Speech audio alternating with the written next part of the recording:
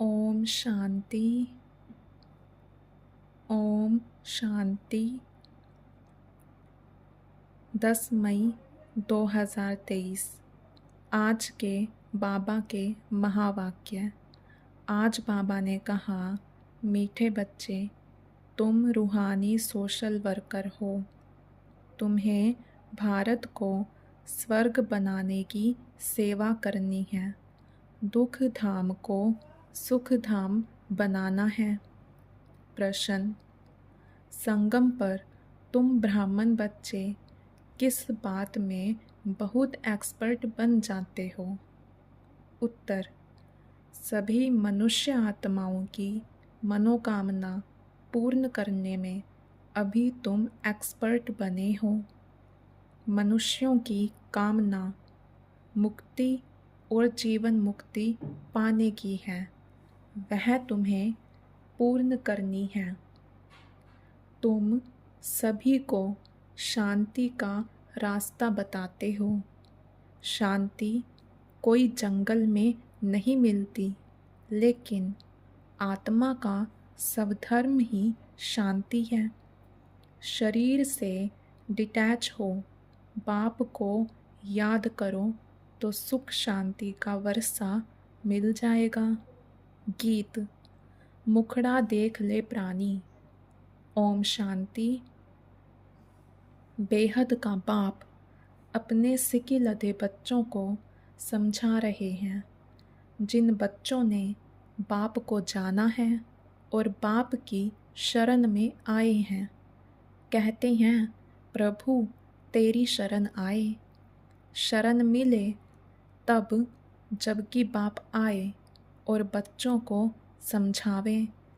भगत भगवान की शरण में आते हैं क्योंकि यहाँ सब दुखी हैं। भारत दुख धाम है। एक दो को दुख देते रहते हैं। बाप ने समझाया है, यह है तुम्हारी हंस मंडली। यहाँ पावन बच्चों बिगर कोई भी आ नहीं सकता। बाप समझाते हैं, बच्चे, पावन भारत को ही सुख धाम कहा जाता है और कोई खंड को सुख धाम नहीं कहेंगे। भारत ही सुख धाम और भारत ही दुख धाम बनता है। भारतवासी बहुत दुखी हैं क्योंकि पतित हैं, परंतु यह बात उन्हें कोई समझाते नहीं। बाप समझाते हैं, सन्यासी पावन है, घर बार छोड़ते हैं, परंतु खुद भी गाते हैं, पतित पावन सीताराम। अभी तुम आए हो पतित पावन बाप के पास, जो एक ही परम पिता परमात्मा है। वही सारी दुनिया को पावन बनाते हैं। मनुष्य मनुष्य को पावन बना ना सके, यह है ही पतित दुनिया। कोई भी पावन नहीं। कहते भी हैं, हे परम पिता परमात्मा, फिर कह देते, ईश्वर सर्वव्यापी है। शिवोहम तत्त्वम। सब बेचारे बाप को भूले हुए हैं। जैसे मनुष्य शराब पीते हैं तो भले वह देवाला मारा हुआ हो तो भी शराब से एकदम नशा चढ़ जाता है। वैसे ही मनुष्य को यह पता नहीं पड़ता कि यह विकार ही पतित बनाते हैं। तब तो सन्यासी भी पावन बनने के लिए घर बार छोड़ते हैं, परंतु वह है निवृत्ति मार्ग। यहाँ तो बाप आए हैं, जो आधा कल्प से दुखी हैं, वह आकर शरण लेते हैं। दुखी करने वाली है माया। 5 विकारों के महारोगी हैं। मनुष्य को रावण ने बिल्कुल असुर बनाया है। जब बिल्कुल दुख धाम बन जाता है तब फिर बाप आकर सुख धाम स्थापन करते हैं। तुम हो रूहानी सोशल वर्कर। तुमसे बाप सेवा कराते हैं कि बच्चे तुम इस भारत को स्वर्ग बनाओ। सारा मदार योग पर है। योग में कोई 7 रोज़ अच्छी रीति रहे तो कमाल हो जाए। ऐसे कोई योग में मुश्किल टिक सकेंगे। घर याद आएगा, मन भागता रहेगा। 7 रोज़ मशहूर हैं। गीता भगवत ग्रंथ का पाठ भी 7 रोज़ रखते हैं। यह रस्म रिवाज इस संगम युग की है।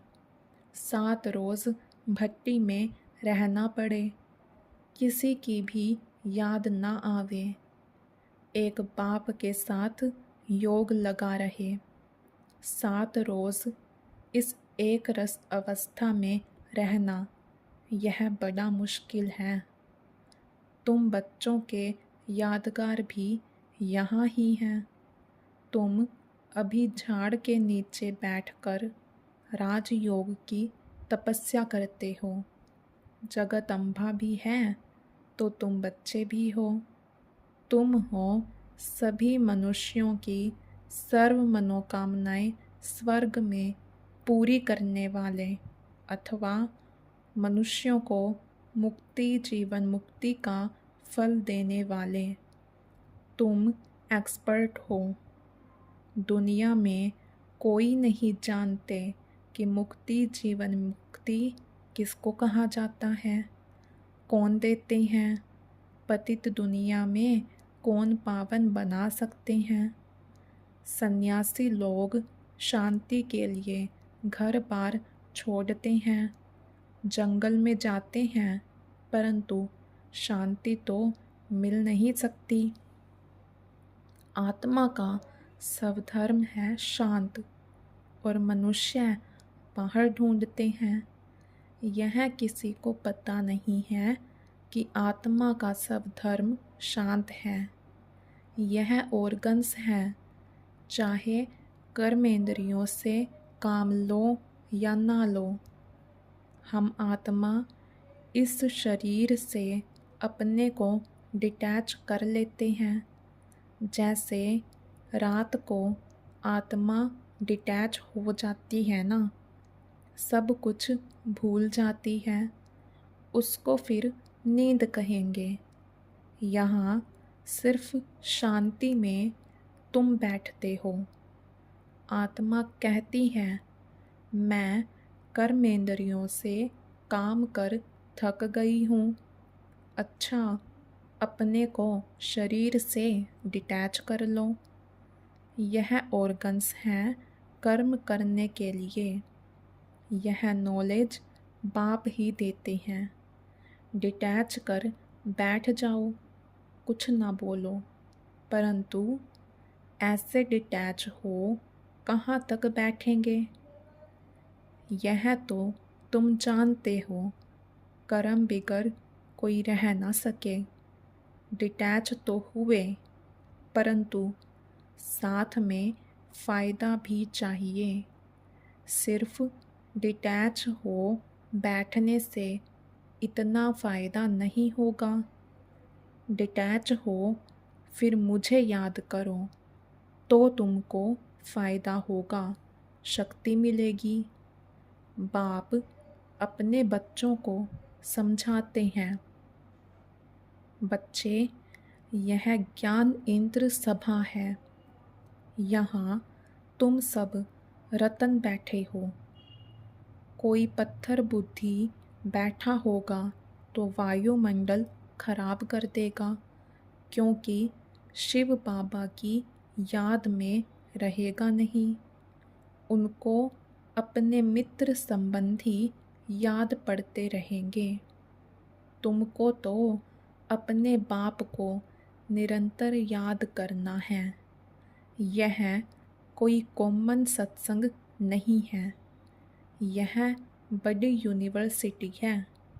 मेडिकल कॉलेज में कोई अनपढ़ आकर बैठे तो कुछ नहीं समझेगा, उनको तो अलो नहीं करेंगे।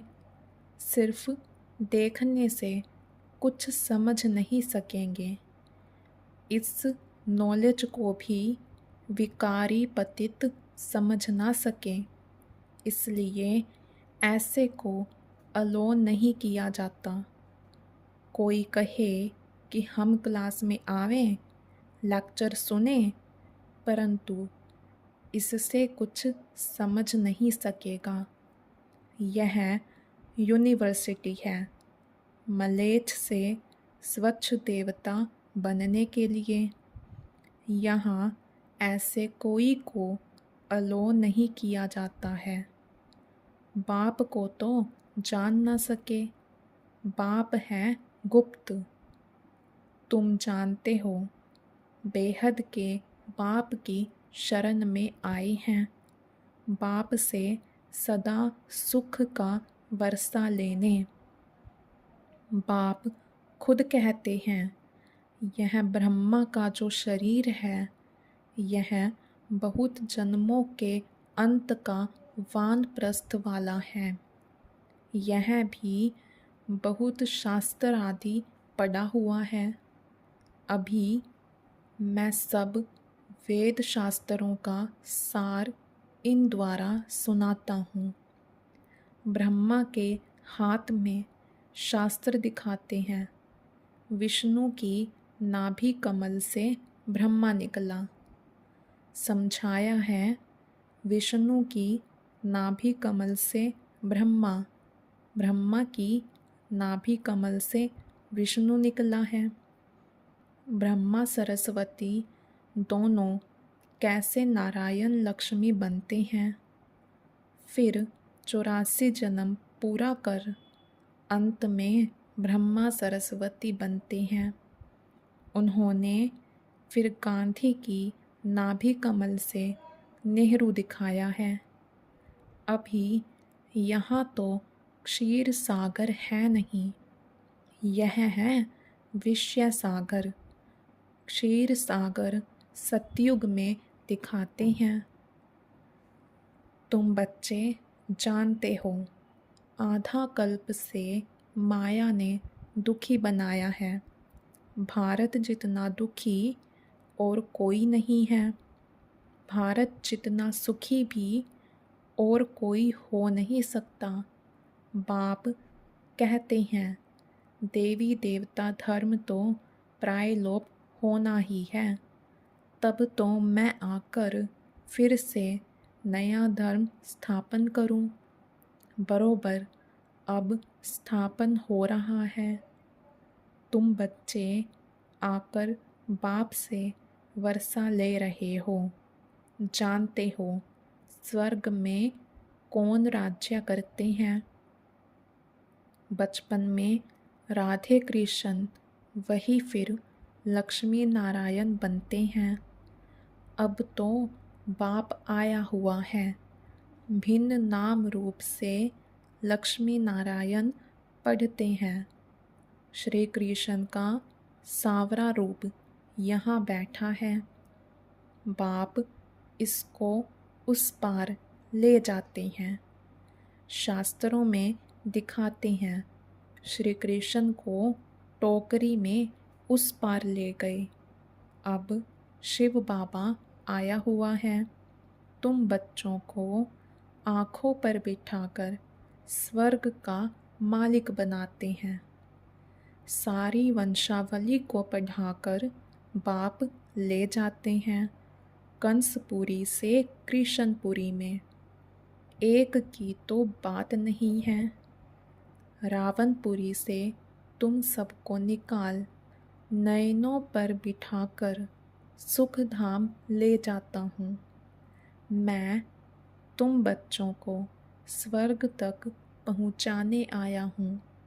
फिर इस पुरानी दुनिया का विनाश हो जाएगा। लड़ाई की बात भी शास्त्रों में है। परंतु समझते कुछ भी नहीं हैं। यह दादा भी बहुत शास्त्र पढ़ा हुआ है। अब बाबा कहते हैं, इन सब को छोड़ मामेकम याद करो। मैं सबका सद्गुरु हूँ। कंसपुरी कलयुग को, कृष्णपुरी सतयुग को कहा जाता है। अब तुमको रावणपुरी से रामपुरी व कृष्णपुरी में ले चलता हूँ। चलेंगे सुखधाम कृष्णपुरी में। गाते हैं ना, भजो राधे गोविंद, यह हुआ भक्ति मार्ग। अभी तुम राधे गोविंद फिर से बन रहे हो। अभी तुम्हारा दोनों ताज नहीं रहा, न लाइट का न राजाई का। पवित्र को ही लाइट का ताज देते हैं। लक्ष्मी नारायण तो हैं ही सदा पवित्र। उनको कभी संन्यास नहीं करना पड़ता। सन्यासी जन्म लेकर फिर घर बार छोड़ते हैं पवित्र बनने के लिए। तुम्हारा 21 जन्मों के लिए यह एक जन्म का संन्यास होता है। वह कोई 21 जन्म पवित्र नहीं होते हैं। वह पहले तो विकारियों के पास जन्म ले पतित बन जाते, फिर पवित्र बनने के लिए घर बार छोड़ देते हैं। वह है रजोगुनी संन्यास। बाप कहते हैं, मैं नॉलेजफुल हूँ, नॉलेजफुल, ब्लिसफुल। मेरे में ही फुल नॉलेज है।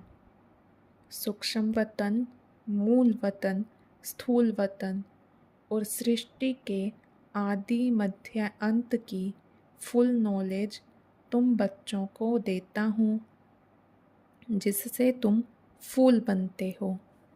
देवी देवताएं हैं ही फूल। तुम बच्चे बाप की गोद में आए हो। जानते हो, हम श्रीमत पर चल फिर से राज्य भाग्य लेते हैं। यह हार जीत का खेल है। माया से हारे हार है, माया से जीते जीत है।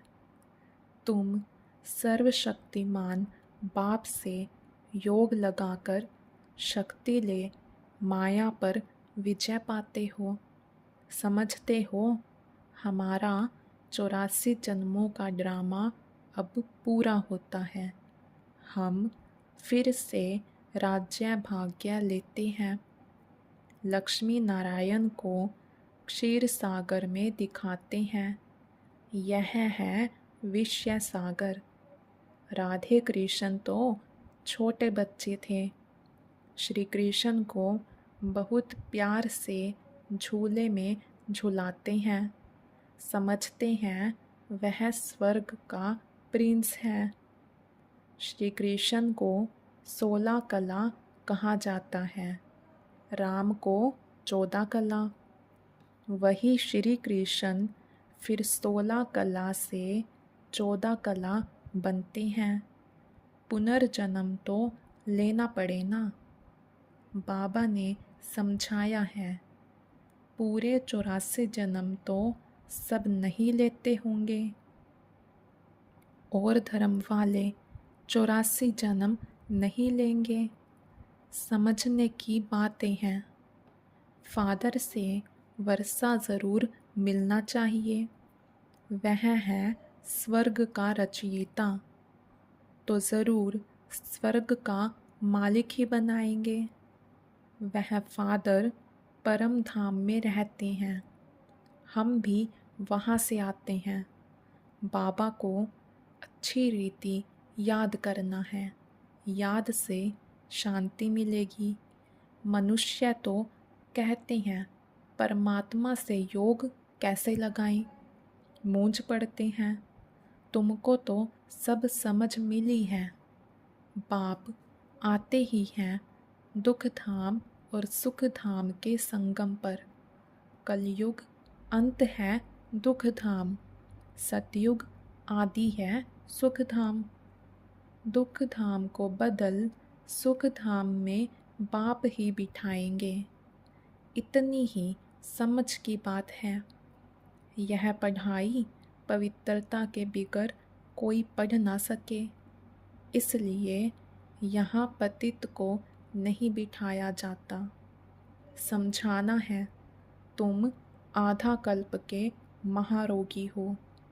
माया ने महारोगी बनाया है, इसलिए पहले भट्टी में रखा जाता है। तुम बच्चे हर एक के ऑक्यूपेशन को जान गए हो।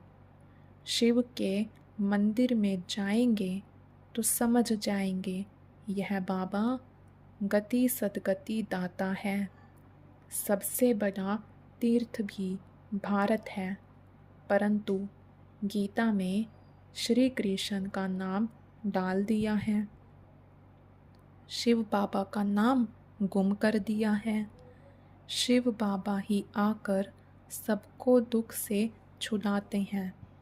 बाकी पानी की गंगा तो पतित पावनी है नहीं, वह तो पहाड़ों से निकली है, उसको पतित पावनी कैसे कहेंगे? इसको अंधश्रद्धा कहा जाता है।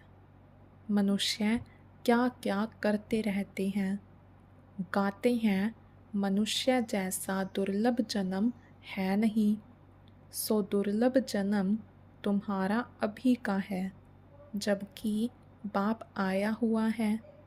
यह तुम्हारा अमूल्य जन्म है। तुम पवित्र बन भारत को स्वर्ग बना देते हो, इसलिए शिव शक्ति भारत माता गाई हुई है। तुम जानते हो बाबा पवित्रता की मदद से भारत तो क्या सारी दुनिया को पवित्र बनाते हैं।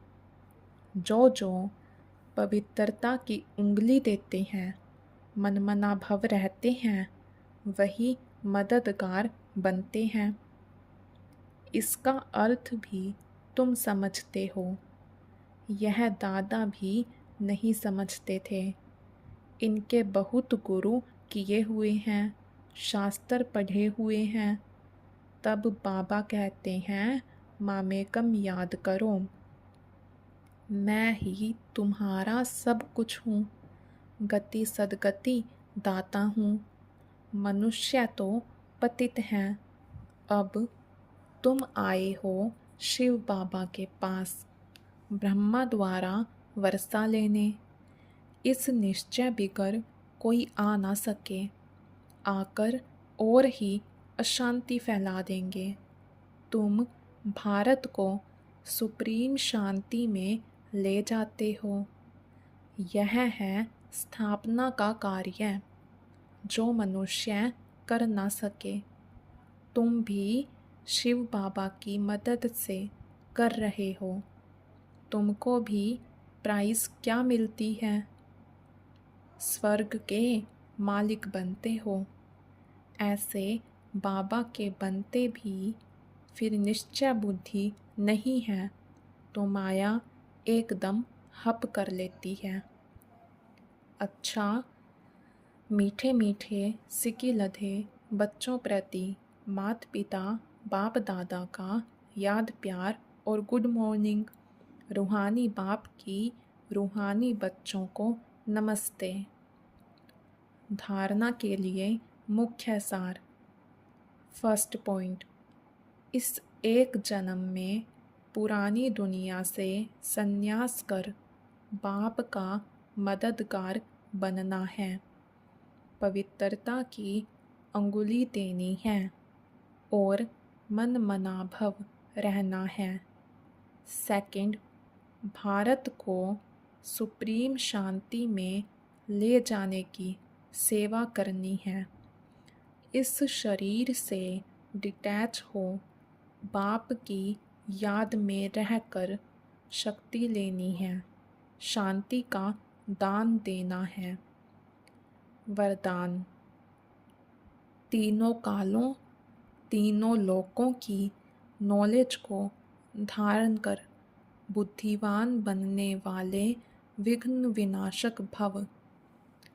जो तीनों कालों और तीनों लोकों के नॉलेजफुल हैं, उन्हें ही बुद्धिवान अर्थात गणेश कहा जाता है। गणेश अर्थात विघ्न विनाशक। वह किसी भी परिस्थिति में विघ्न रूप नहीं बन सकते। यदि कोई विघ्न रूप बने भी तो आप विघ्न विनाशक बन जाओ, इससे विघ्न खत्म हो जाएंगे। विघ्न विनाशक आत्माएं वातावरण, वायुमंडल को भी परिवर्तन कर देती हैं, उसका वर्णन नहीं करती। स्लोगन: अपनी चलन और चेहरे से सत्यता की सभ्यता का अनुभव कराना ही श्रेष्ठता है। अच्छा, ओम शांति। ओम शांति। आज बाबा ने कहा कि तुम बच्चों की यह है हंस मंडली, यहाँ पावन बच्चों बिगर कोई आ न सके। और बाबा कहते हैं कोई पतित अगर यहाँ आता है तो वह और ही वायुमंडल खराब कर देगा। बाबा कहते हैं यह तो है ही इंद्र सभा, इस नॉलेज को कोई भी विकारी पतित समझ न सके। यह यूनिवर्सिटी है मलेच्छ से स्वेच्छ देवता बनने की। और बाबा कहते मनुष्य शांति को बाहर ढूंढते हैं, जबकि शांति तो आत्मा का सब धर्म है। बाबा कहते मैं तुमको इस रावणपुरी से निकाल अपने नयनों पर बिठाकर कृष्णपुरी में ले जाता हूँ। और अभी तुम बच्चों के पास कोई ताज नहीं है, न पवित्रता का ताज और न ही राजाई का ताज। बाप आया है हमें ताजधारी बनाने। नॉलेजफुल ब्लिसफुल एक बाप ही है। बाप में ही सूक्ष्म वतन, मूल वतन, स्थूल वतन और सारे सृष्टि के आदि मध्य अंत का ज्ञान है। बाबा कहते यह है हार और जीत का खेल। माया से हारे हार है और माया से जीते जीत। और बाबा कहते जो देवी देवता धर्म के होंगे वही पूरे 84 जन्म लेते हैं, सभी नहीं। और बाबा ने वरदान दिया है आज विघ्न विनाशक भव। कोई भी विघ्न आए तो सदैव स्मृति में रहे कि मैं आत्मा तीनों कालों और तीनों लोकों की नॉलेजफुल हूँ, इसलिए मुझे किसी भी परिस्थिति में विघ्न रूप नहीं बनना। और बाबा कहते अपनी चलन और चेहरे से सत्यता की सभ्यता का अनुभव कराना यही श्रेष्ठता है। अच्छा, ओम शांति। अब मम्मा के आने की तैयारी में निमंत्रण पत्र छपवाना था।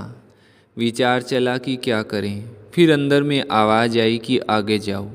मैं आगे बढ़ी तो देखा एक प्रिंटिंग प्रेस है। मैं उसके अंदर गई तो प्रेस का मालिक पूछने लगा, माता जी क्या चाहिए? मैंने कहा जगदम्बा सरस्वती बेंगलोर आ रही हैं तो हमें निमंत्रण पत्र छपवाना है। प्रेस के मालिक ने कहा आप बताइए, हम छाप देंगे।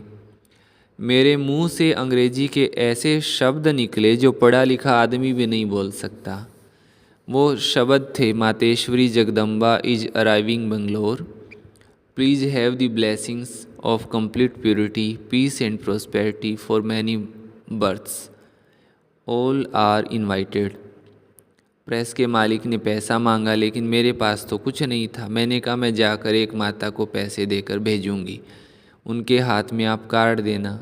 अब मातेश्वरी जगदम्बा का स्वागत कैसे करें, उसके लिए हार फूल भी चाहिए। थोड़े दिन पहले ही एक माली ने कोर्स किया था। उसने कहा जगदम्बा माँ के लिए जितने हार फूल चाहिए मैं लाऊंगा। अब तो मम्मा के आगमन का ही इंतज़ार था। वो दिन भी आ गया और मातेश्वरी जी बंगलोर पहुंच गई। हमने भव्य स्वागत किया। सेठ ने मम्मा को देखा तो उसे तो जैसे मन वांछित फल मिल गया हो। वो तृप्त हो गया। मम्मा से कई बड़े बड़े लोग भी मिलने के लिए आए और मम्मा की वाणी सुनकर बहुत आनंदित हुए।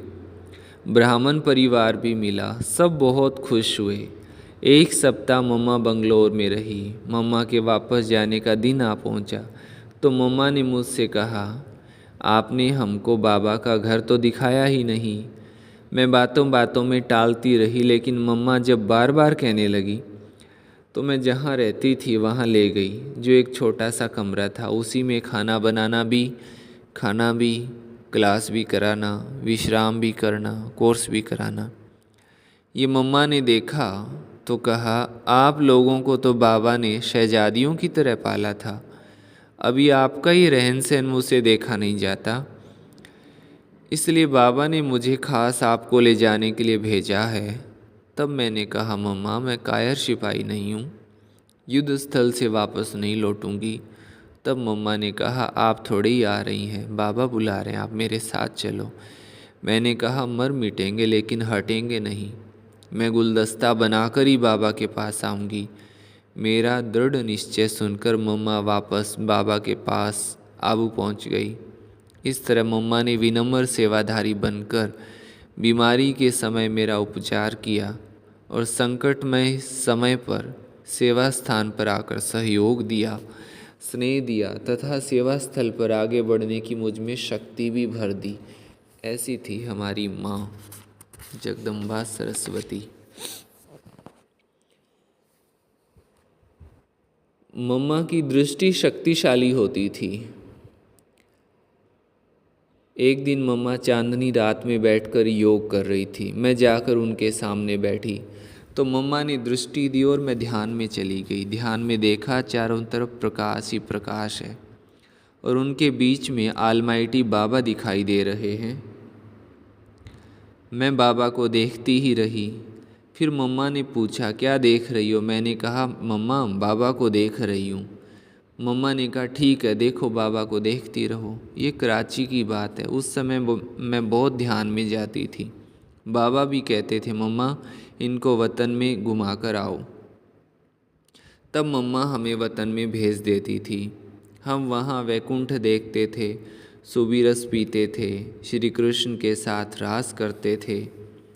इस प्रकार अपना अनुभव सुनाते हुए भगवती दादी कहती हैं कि मुझे कपड़े सिलाई करना आता था, जैसे कुर्ता पतलून आदि। एक दिन मम्मा ने मुझे बुलाकर कहा, भगवती तुम कोट सिलाई करती हो? मैंने कहा, नहीं मम्मा, मुझे कोट सिलाई करना नहीं आता है। तब मम्मा ने बोला, देखो कभी ना नहीं बोलना, इस ड्रामा में ना है ही नहीं। जब तुम शर्ट पैंट सिलाई करती हो तो कोट की सिलाई करना नहीं आता। हाँ बोलो तो अपने आप काम करना आता जाएगा, कभी ना नहीं करना। हाँ कहो, ना आते हुए भी प्रयत्न करते करते आ जाएगा। इसी प्रकार कोशिश करते करते कोट सिलाई करना आ ही गया। उस दिन से मैंने किसी सेवा को ना नहीं किया, हर बात में हाँ जी करने लगी। तभी से मुझे ये वरदान प्राप्त हुआ कि जो कार्य मैं करती हूँ उसमें सफलता मिलती ही रहती है। मम्मा अपने गुण और कर्तव्य से मम्मा बनी। मम्मा अपनी जिम्मेवारियों को संभालने की शक्ति से, महानता से, समझाने और शिक्षा देने की विधि से, सबके प्रति सद्व्यवहार से मम्मा बनी। मम्मा ने प्यार और पालना की शक्ति से सबके दिल को जीता और इस प्रकार यज्ञ माता बन गई। अच्छा, ओम शांति। कल फिर हम आगे यज्ञ माता की हिस्ट्री पढ़ेंगे।